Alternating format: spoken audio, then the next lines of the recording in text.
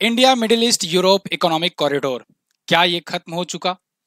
क्या इसराइल के हमास पर अटैक करने के बाद से, इन दोनों के बीच में युद्ध छोड़ने के बाद से ये डील का कोई महत्व नहीं रह जाएगा? ये डील बिल्कुल बर्बाद हो जाएगा?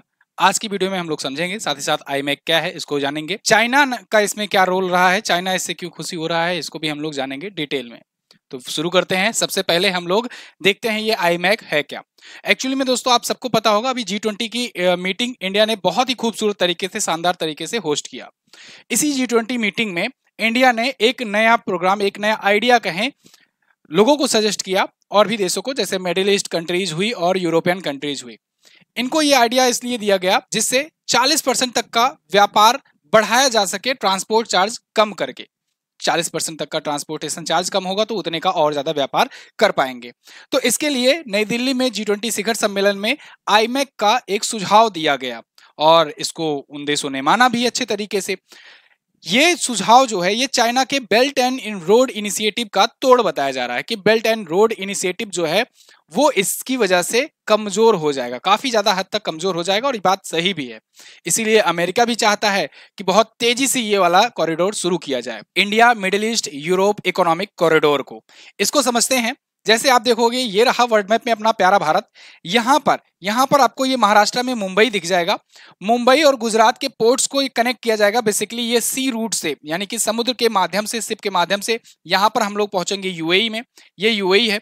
यूएई में पहुंचने के बाद यूएई से सऊदी अरब तक यहाँ पर ये रेल रूट होगा, मतलब इधर सी रूट है पानी के जहाज से, फिर यहाँ पर रेलगाड़ी के माध्यम से हम लोग वो सामान लॉजिस्टिक्स को पहुंचाएंगे, और उसके बाद यहाँ से हम लोग इधर हाइफा पोर्ट आपने जरूर सुना होगा। अभी हाल ही में ये चर्चा में रहा था क्योंकि अडानी ग्रुप ने इसका एक्विजिशन कर लिया था, मतलब इसका अधिग्रहण कर लिया था। आज के टाइम पर ये अडानी ग्रुप का है, लेकिन ये चूंकि इजराइल में है तो इजराइल को भी लाभ होगा इस व्यापार से। ठीक है, वहां के पोर्ट पर चीजें आएंगी तो इजराइल भी अपनी चीजें, अपने सामान मंगाएगा। इसके बाद यहां से ये ग्रीस को होकर के जाएगा, और ग्रीस के बाद से इधर ये इटली, फ्रांस और भी यूरोप में कनेक्ट होगा। तो ये है India middle east Europe corridor, iMac. ये सुझाव भारत ने क्यों दिया? क्योंकि अगर आप देखोगे, जैसे फिर से ये अगेन नक्शा है, यहां पर आप देखोगे तो भारत में अब तक जो भी भारत व्यापार करता था, यूरोप से अगर व्यापार करना होता था तो भारत को ना क्या करना पड़ता था कि भारत को आना पड़ता था इधर, यहां से होते होते इधर आते हुए, यहां पर लाल सागर है, ये अरब सागर है, यहां से आते आते इसके बाद ये यहां से सुएज नहर के माध्यम से तब इधर मेडिटेरियन सी यानी भूमध्य सागर में पहुंचता था, और उसके बाद यूरोप में इसका व्यापार हो पाया करता था। तो ये तो पुराना रूट था। लेकिन अब आईमैक आ जाने से क्या होगा कि हम लोग इधर से निकलेंगे तो इधर यूएई आ जाएंगे डायरेक्ट, यूएई के बाद इधर सऊदी अरब में एंटर करेंगे, सऊदी अरब के बाद इधर जॉर्डन होते हुए इजराइल पहुंचेंगे, और इजराइल के बाद से इधर आ जाएंगे ग्रीस में, और ग्रीस में आने के साथ साथ ही हम लोग इटली, फ्रांस वगैरह वगैरह कनेक्ट कर पाएंगे यूरोप को, यहां पर व्यापार कर पाएंगे। तो ये अब आ जाने से तो जो इतना घूम कर आना पड़ता था ना, वो ट्रांसपोर्टेशन चार्ज कम हो जाएगा, और व्यापार की स्पीड भी थोड़ा सा बढ़ जाएगी। कैलकुलेशन के मुताबिक 40% तक की ग्रोथ देखने को मिलेगी आईमैक डील होने की वजह से। लेकिन बहुत सारे देश जो हैं वो इसकी वजह से परेशान हो गए हैं, वो नहीं चाहते हैं कि ये आईमैक कॉरिडोर बने, या फिर इस पर तेजी से काम करे, इंडिया इस पर आगे अपना व्यापार भी स्टार्ट करे। हालांकि डील हो चुकी है और अमेरिका बहुत ज्यादा उत्सुक है, अमेरिका बहुत तेजी से इस पर लगा हुआ है कि इसको शुरू कराया जाए। क्यों? क्योंकि अमेरिका दोस्तों ना, उसको टक्कर मिल रही है चाइना से। अमेरिका लार्जेस्ट इकोनॉमी आज के टाइम पर है, लेकिन उसको बखूबी पता है कि आने वाले दिनों में वो चाइना से पीछे होने वाला है। चाइना बहुत तेजी से इकोनॉमिकली ग्रो हो रहा है, इसीलिए अमेरिका ये नहीं चाहता है कि उसका वर्चस्व कम हो या खत्म हो।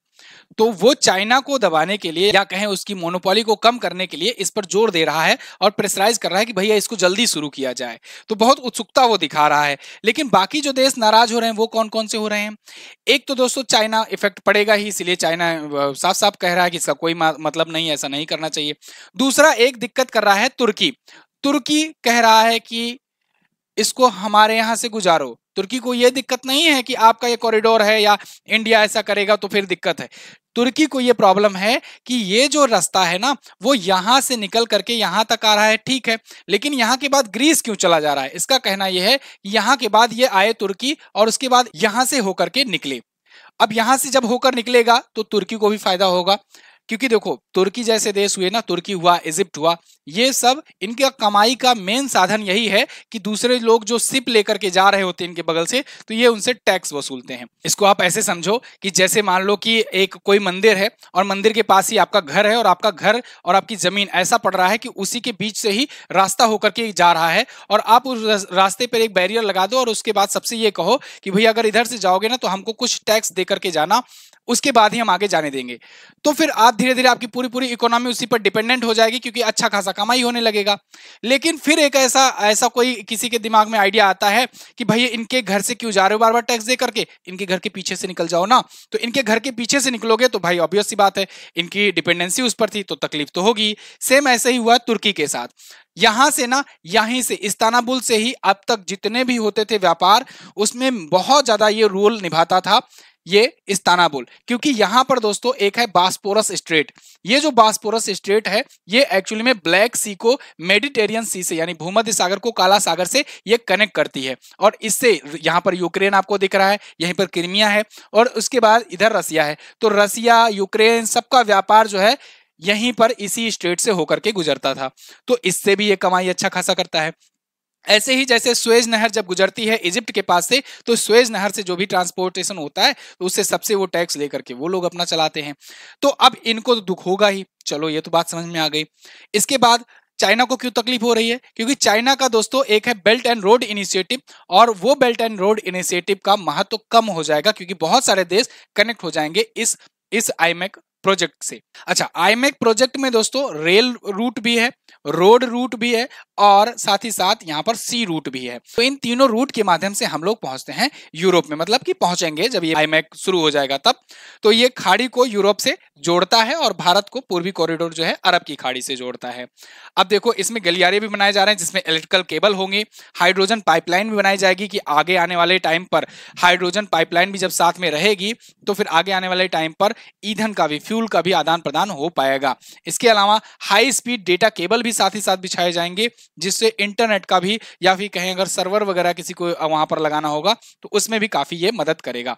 तो कुल मिलाजुला करके भारत से यूएई से यहाँ पर सऊदी अरेबिया, जॉर्डन, इजराइल होते हुए इधर आकर के ये फ्रांस को, ग्रीस को, इटली को, ये इटली है, ये ग्रीस है, ये फ्रांस है, इन सबको कनेक्ट करेगा और यूरोप में धीरे धीरे बढ़ेगा ये प्रोजेक्ट जो है। तो इससे कौन कौन से देश डायरेक्टली इन्वॉल्व हो रहे हैं, लाभान्वित हो रहे हैं? तो भारत, अमेरिका, सऊदी अरब और संयुक्त अरब अमीरात, यूरोपीय संघ, इटली, फ्रांस और जर्मनी।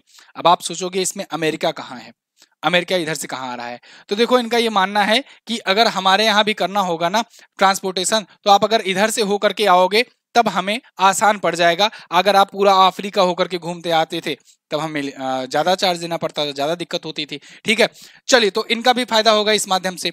अब इसकी बातचीत कब उठना शुरू हुई? इसकी बातचीत उठना शुरू हुई I2U2 से। I2U2 अगर आपको याद हो तो इंडिया, इजराइल, यूएसए और यूएई, ये चार देशों ने एक ग्रुप बनाया। ये चार देशों का ग्रुप बेसिकली ये क्वाड 2 के नाम से जाना जा रहा था, और ये इकोनॉमिक पर्पज से बनाया गया था। जैसे क्वाड 1 है जिसमें भारत और जापान, ऑस्ट्रेलिया और यूएसए है, वो चाइना को काउंटर करने के लिए, खास करके साउथ चाइना सी में चाइना को काउंटर करने के लिए बनाया गया था। तो यहां पर ये वाला जो है ये इकोनॉमिक तरीके से काउंटर करने के लिए बनाया गया है।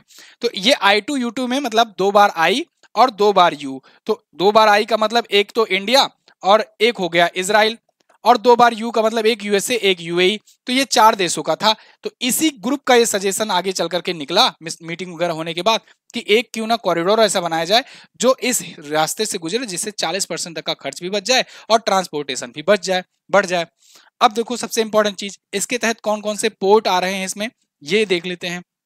तो इसके तहत भारत में दोस्तों गुजरात का मुंद्रा पोर्ट और कांडला पोर्ट, यानी कांडला बंदरगाह और मुंद्रा बंदरगाह पड़ रहा है। साथ ही साथ जवाहरलाल नेहरू पोर्ट ये भी पड़ रहा है मुंबई का। तो ये 3 जो होंगे ये कनेक्ट होंगे। इसके बाद मध्यपूर्व में यानी मिडिल ईस्ट में अगर बात करें, यहाँ पर आईमेक का यही तो मतलब हुआ, इंडिया, मिडिल ईस्ट, यूरोप और इकोनॉमिक कॉरिडोर, है ना। तो देखो इंडिया का तो ये, मिडिल ईस्ट में बात करें तो यूएई में फुजैरा है, जबेल अली है और अबू धाबी, इन पोर्ट्स को और इन बड़ी बड़ी सिटीज को कनेक्ट करेगा। इसके अलावा सऊदी अरब में दम्मन, रास अल खैर बंदरगाह ये कनेक्ट होगा इससे। इसके बाद इजराइल का हाइफा बंदरगाह, हाइफा पोर्ट, जिसको मैंने आपको बताया कि अडानी ग्रुप ने इसको एक्वायर कर लिया है, मतलब इसको खरीद लिया है। यूरोप में देखो ग्रीस में पीरियस बंदरगाह है, ये इससे जुड़ेगा। इसके अलावा दक्षिण इटली में, साउथ इटली में मेसिना नाम का बंदरगाह है, और फ्रांस में पड़ता है मार्सिले। ये सभी पोर्ट इसके तहत कनेक्ट होंगे आईमैक के तहत, और इस हिसाब से हम लोग पहुंचेंगे यूरोप में और अपना व्यापार आगे बढ़ा सकेंगे। बीच में रेल रूट है, यहां पर सी रूट है, यहां पर सी रूट है। अब बात करते हैं कि इसका उद्देश्य क्या है, जियोपॉलिटिकली ये कैसे इसका हम लोग लाभ उठा सकते हैं। तो सबसे पहला यही कि चीन के जो बीआरआई मॉडल है, belt and road initiative model है, इसको फेल करना। बीआरआई मॉडल क्या है, मैंने आपको एक वीडियो बना करके दी हुई थी आज से कुछ महीनों पहले कि ये बेल्ट एंड रोड इनिशिएटिव क्या है और ये सीपीईसी क्या है। अगर आपने नहीं देखा है तो यहाँ पर मैं आई बटन पर छोड़ दूंगा, आप देख लीजिएगा कार्ड, ठीक है। तो यहां से देखो ये सीपीईसी यानी चाइना पाकिस्तान इकोनॉमिक कॉरिडोर बना रहा था, और उसके तहत ये यहां तक आता और यहां से जाकर के ये और देशों की तरफ बढ़ता। बीआरआई मॉडल क्या है छोटा मोटा मैं इस वीडियो में भी बताऊंगा अभी। साथ ही साथ पाकिस्तान के ओवरलैंड कनेक्टिविटी को, इसको भी तोड़ना। ओवरलैंड कनेक्टिविटी मतलब पाकिस्तान अगर आप देखोगे तो यहां पर पड़ रहा है। अब अगर इंडिया को मान लो जाना होता था इधर, तो फिर या तो इधर से जाता या तो इधर से जाता घूम करके। तो यहां पर इधर अगर जाता पाकिस्तान पर, तो पाकिस्तान पर डिपेंडेंसी पड़ती। पाकिस्तान का जब मन करता है तब रिश्तों का हवाला दे करके ये अपना ब्लॉक कर देता है, इधर एयर स्पेस तक ब्लॉक कर देता है, तो फिर दिक्कत पड़ जाती है भारत के लिए। तो यहां पर उससे डिपेंडेंसी घट जाएगी। साथ ही साथ में क्या हो जाएगा, इसके साथ हम लोग अरब प्रायद्वीप के साथ रणनीतिक जुड़ाव बढ़ जाएगा। भाई जब व्यापार बढ़ जाता है ना किसी देश से, दो देशों के बीच, तो बहुत सारे छोटे मोटे रिश्तों में वो लोग थोड़ा कंप्रोमाइज कर लेते हैं। जैसे आपने अभी देखा, अभी इजराइल और हमास के बीच में युद्ध छिड़ा है। इस मामले में अभी यूएई उठ करके सामने आया है और इसने कहा है कि हम इस मामले में इजराइल का साथ देंगे, जबकि यूएई एक अरब कंट्री है और अरब कंट्रीज जो हैं ये इजराइल को मान्यता जल्दी नहीं देती हैं। लेकिन पिछले दिनों में बहुत सारे ऐसे समझौते हुए हैं, शांति समझौता हुआ है, वहां पर इन्होंने अपनी एम्बेसी खोली है, उन्होंने यहाँ पर अपनी एम्बेसी खोली है, बहुत सारे रिलेशंस बढ़ गए हैं, डील हुई है। इसकी वजह से वो नहीं चाहता है कि डील वो सब बर्बाद हो जाए इस एक अटैक की वजह से। ऐसे ही जब भी रिश्ते बढ़ते हैं, जब व्यापार बढ़ता है, तो बहुत बार नरमी दिखानी पड़ जाती है। फॉर एग्जाम्पल आप बहुत दूर न जाओ, भारत और चाइना का ही देख लो। इतना कुछ हुआ बॉर्डर पर, बहुत सारी चीजें हुई, लेकिन उसके बाद भी नरम रवैया क्यों है, पूरी तरीके से क्यों नहीं बैन किया गया चाइना के प्रोडक्ट को या बहुत सारी चीजों को? क्योंकि बहुत ज्यादा डिपेंडेंसी अभी भी है, इसको करने में अभी समय लगेगा भारत को। एकाएक अगर अचानक से हम लोग चाइना के सामान को लेना बंद कर दिए या उससे व्यापार बंद कर दिए ना, तो बहुत तेजी से भुखमरी बढ़ जाएगी, या फिर कहीं बहुत ज्यादा इफेक्ट पड़ेगा इकोनॉमी पर। क्योंकि इतने कम दाम में सस्ते चीजों में इंडिया में नहीं है, इंडिया भी अफोर्ड कर पाएगा, इतना शक्तिशाली इंडिया नहीं है। तो धीरे धीरे हम लोग आत्मनिर्भर बन रहे हैं या फिर दूसरे देशों से अपना डिपेंडेंसी बढ़ा रहे हैं, उससे डिपेंडेंसी कम कर रहे हैं, लेकिन अभी उसमें समय लगेगा। तो ऐसे ही हम लोग रणनीतिक जुड़ाव बढ़ाएंगे अरब प्रायद्वीप से, और धीरे धीरे अरब कंट्रीज से व्यापार बढ़ेगा। अंतर क्षेत्रीय कनेक्टिविटी और शांति को बढ़ावा देना। अब इसके देखिए, अब अगर कहोगे तो इस पर एक और वीडियो में ला दूंगा। अरब कंट्रीज को भारत से जोड़ना क्यों जरूरी है, मुस्लिम कंट्रीज को भारत से जोड़ना क्यों जरूरी है? क्योंकि जो इस्लामिक ऑर्गेनाइजेशन है ना, उसमें है 57 देश, 57 देश उसमें हैं। 57 देश ये आ गए। अगर आपको याद हो तो 55 देश तो अफ्रीकन उसमें है, यूनियन में है, जिसको अभी हम लोगों ने G20 में शामिल कर लिया है। 55 ये, 57 ये, और भी बाकी देश जो अपने फ्रेंडली कंट्रीज हैं, जब सब मिलजुल जाएंगे तो हम लोग को क्या ये परमानेंट सीट नहीं मिल पाएगी यूएनएससी में? मेन चीज ये भी है कि अपने लोग को वीटो पावर भी चाहिए, अपन को चाहिए क्या? परमानेंट सीट यूएनएससी में। इसको जिनको ना समझ में आया हो वो कमेंट करके बताइएगा, मैं बाद में इसको समझा दूंगा अलग से। तो फिलहाल अंतर क्षेत्रीय कनेक्टिविटी बढ़ेगी, इंटर स्टेट। इसके अलावा शांति को बढ़ावा मिलेगा, अफ्रीका में भारत की रणनीतिक भूमिका भी और बढ़ जाएगी। अभी मैंने आज की करंट अफेयर में सुबह में बताया कि तंजानिया की राष्ट्रपति आई हुई है भारत में, उनसे $10 बिलियन की डील हुई है, 15 समझौतों पर हस्ताक्षर हुए हैं। भारत वहां पर बड़ा इन्वेस्टमेंट करने जा रहा है। तो तंजानिया को भी जोड़ना, क्योंकि वो अफ्रीकन कंट्री है, वहां पर इंफ्रास्ट्रक्चर बढ़ाना भारत को बहुत ज्यादा स्ट्रेटेजिकली इंपॉर्टेंट है भारत के लिए। बात करते हैं यहाँ पर बेल्ट एंड रोड इनिशिएटिव की। Belt and road initiative basically China का एक प्लान है, जिसके माध्यम से ये यूरोप में, इधर ये मिडिल ईस्ट में इसके अलावा ये बाकी इधर साउथ ईस्ट एशियन में भी अपनी कनेक्टिविटी बढ़ाना चाहता है, यहाँ पर व्यापार अपना बढ़ाना चाहता है इस रूट की वजह से। तो इनके तहत बेल्ट एंड रोड इनिशिएटिव के तहत इसने इन तमाम देशों से समझौता, इन तमाम देशों से डील कर रखी है। एक्चुअली में ना ये बेल्ट एंड रोड इनिशिएटिव का प्लान इसका बहुत पुराना है। पहले सिल्क रूट हुआ करता था। चाइना वाले ना ये रेशम का उत्पादन किया करते थे, सिल्क का उत्पादन किया करते थे। तो सिल्क रूट ये हुआ करता था कि यानी कि यहां से चाइना जो है ये पूरे यूरोप में सिल्क का व्यापार किया करता था, सिल्क बेचा करता था और यहाँ सब जगह भी बेचा करता था। अगर आपको याद हो इतिहास का जो लोग हमारा कोर्स लिए होंगे, मैंने बताया था कि कनिष्क नाम के एक राजा थे कश्मीर में, वो जाकर के इस पर कब्जा कर लिए थे, जीत लिए थे, यहाँ पर मार्ग भगा दिए थे उन लोगों को और इसके सिल्क रूट पर कब्जा कर लिए थे। भारत के ही राजा थे। तो धीरे धीरे फिर बंद हो गया। वही शताब्दी का ही दौर था कि जब यहाँ पर बहुत तेजी से ये लोग कर रहे थे व्यापार और उस टाइम पर बहुत तेजी से ग्रो हो रहा था चाइना इकोनॉमिकली। वही बेल्ट एंड रोड इनिशिएटिव के तहत चाइना फिर से करना चाहता है। तो इसी बेल्ट एंड रोड इनिशिएटिव का ही हिस्सा इसका सीपैक भी था, जो चाइना पाकिस्तान इकोनॉमिक कॉरिडोर है वो भी था। तो इन सबको झटका लगेगा अगर भारत अपनी कनेक्टिविटी ज्यादा बढ़ा लेगा, या कहें ये सारे देश अगर भारत पर डिपेंड हो जाएंगे या भारत से व्यापार इस रूट से करने लगेंगे, तो इनके रूट को थोड़ा सा महत्व कम मिल जाएगा और झटका लगेगा। इसीलिए चाइना ये बिल्कुल नहीं चाहता कि ऐसा हो।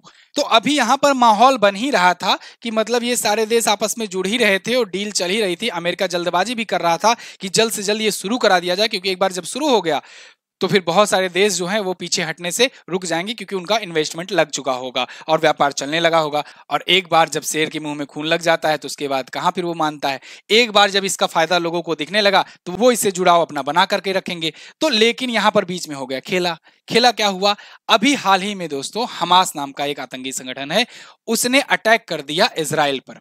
उसने जब देखा कि अरब देश जो हैं वो इजराइल से कनेक्टिविटी बढ़ा रहे हैं, थोड़ा सॉफ्ट हो रहे हैं, बहुत तेजी से डील बढ़ रही है, यूएई तो पूरा पूरा समझ लो कि मेल मिलाप दोस्ती ही कर लिया है सब कुछ भूल करके, उसने अटैक करके एक बार फिर से कहे घाव में नमक छिड़क दिया है। एक बार फिर से सबकी यादें ताजा हो गई। अच्छा, इजराइल ये वही है जो अत्याचार कर रहा है, जो मुस्लिमों पर अत्याचार कर रहा है, वहां पर हमारे पवित्र स्थल पर अटैक कर रहा है, ये सब वगैरह वगैरह। तो अब इसकी वजह से ये लग रहा है ऐसा कि भाई यार कोई कहीं ऐसा तो नहीं है कि ये इंडिया का जो मिडिल ईस्ट इकोनॉमिक कॉरिडोर है ये इससे डिस्टर्ब हो जाए, इसकी वजह से रोकना पड़ जाए या फिर डिले हो जाए 2-4-5 सालों के लिए, फिर इनको धीरे धीरे मनाने में सबको टाइम लगने लगे।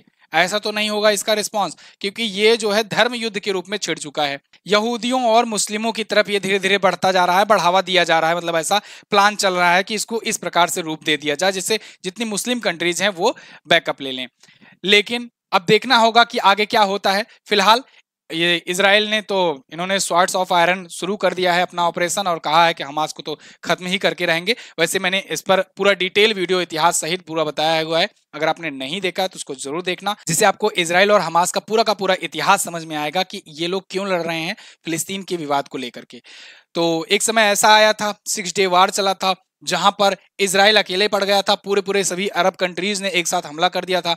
हालांकि इजराइल ने सबको हरा दिया और उसके बाद सब लोग ठंडा भी पड़ गए थे, लेकिन फिलहाल आग तो जल ही रही थी। सबसे ज्यादा यहाँ पर खुश कौन हो रहे हैं, एक तो ईरान खुश हो रहा है, एक खुश हो रहा है ये चाइना।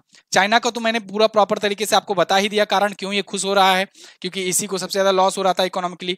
ईरान इसलिए खुश हो रहा है क्योंकि इसका बदला समझ लो इसका पूरा हो रहा है। इसके बहुत सारे साइंटिस्ट, बहुत सारे न्यूक्लियर साइंटिस्ट को इजराइल ने ड्रोन अटैक, आर्टिफिशियल इंटेलिजेंस के माध्यम से अटैक, इन सब के माध्यम से उनको मार गिराया था। इस वजह से इसको काफी तकलीफ थी और इसने कहा भी था कि हम बदला लेंगे जरूर। और हमास को ये ओपनली ये सपोर्ट कर रहा है और बैकअप भी दिया है, पूरी ट्रेनिंग तब भी दिया है, इसके भी मामले सामने आ रहे हैं। तो फिलहाल अब इन सब चीजों पर आपकी क्या राय है, आप लोग कमेंट करके हमें जरूर बताइएगा। एक क्वेश्चन मेरा है आपसे कि ये जो मैंने 6 डे वार का अभी जिक्र किया, ये किस सन में लड़ा गया था, किस सन में ये हुआ था, ये आप जरूर बताइएगा। अब हमसे टेलीग्राम पर भी और व्हाट्सएप ग्रुप से भी जुड़ सकते हैं। व्हाट्सएप चैनल भी अपना आ गया है, व्हाट्सएप चैनल को ज्वाइन कीजिए, लिंक आपको डिस्क्रिप्शन में मिलेगा। एमजेटी ऐप पर आपको हमारे सभी पेड कोर्सेज और इस वीडियो की पीडीएफ फाइल और भी वीडियोज की पीडीएफ फाइल, बहुत सारी चीजें फ्री में आपको यहाँ पर देखने को मिल जाएगी। तो आप एमजेटी ऐप जरूर इंस्टॉल करें। एमजेटी ऐप आपको गूगल प्ले स्टोर पर मिलेगा, बहुत ही खूबसूरत ऐप है, एक बार इसको इस्तेमाल करके देखो। टेलीग्राम ग्रुप पर इस वीडियो की पीडीएफ भेज दी जाएगी, तो आप वहां से डाउनलोड कर सकते हो। This is the end of the video. कैसी लगी है ये जरूर बताना, और अगर पसंद आई है तो लाइक करके अपने दोस्तों के साथ भी शेयर कर दो। चैनल को सब्सक्राइब कर लो अगर आप नए आए हो तो। थैंक यू सो मच, मिलेंगे अगली क्लास में, तब तक के लिए नमस्कार, जय हिंद, वंदे मातरम।